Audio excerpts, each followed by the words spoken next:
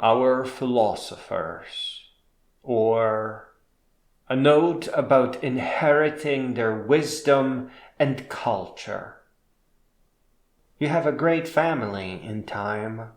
They are the philosophers who wrote their thoughts down with you in mind. If you spend enough time listening to their books, you will inherit the tools that they used in their great adventures. Not only will you discover the wisdom of philosophers, but also that it is your inheritance. Their wisdom belongs to you.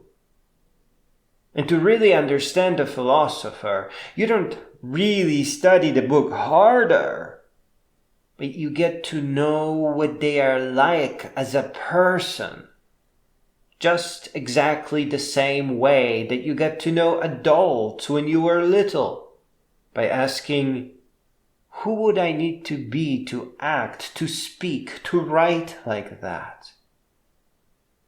Philosophers are very delicate people and survivors at the same time. Their suffering is no match for the vastness of their content of character, the greatness of their heart and soul.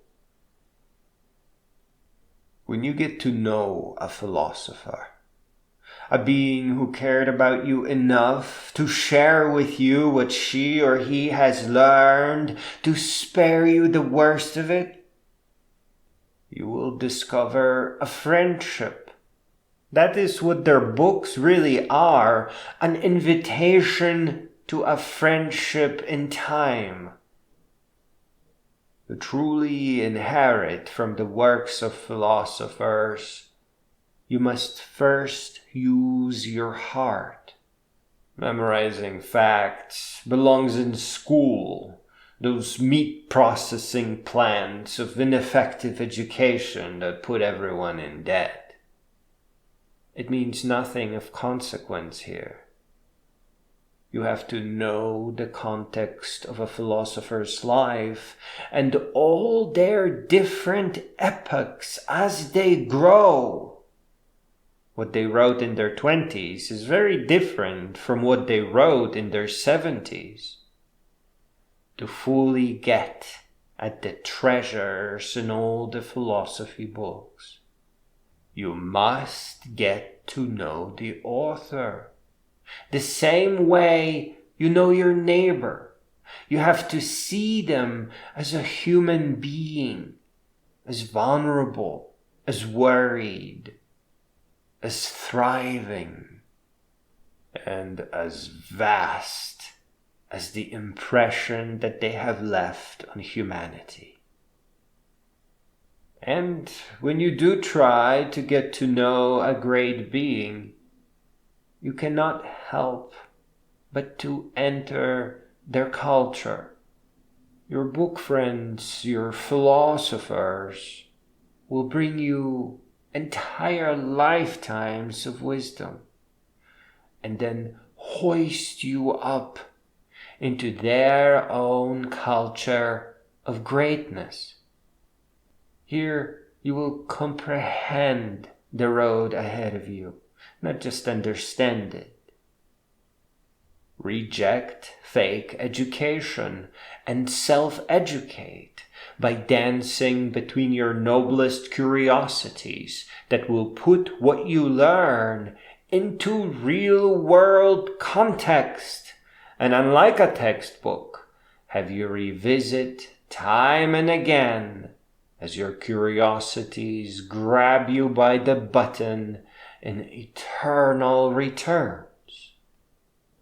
Go to your library. Find narrated book summaries first, and listen to the great many stories of the lives of our philosophers, so that once you are ready to hear the works of a philosopher, you are familiar with the world and epoch they live in. Finally, real education is an extremely pleasant experience. It is about answering the questions selected by your unique curiosities. It is an extension of you. It couldn't be more you. And once you find enough answers about life, the universe, our inventions, it will all settle on a magnificent, integrated, contradiction-free plateau, upon which your own wisdom, on its way to greatness, will begin to sprout.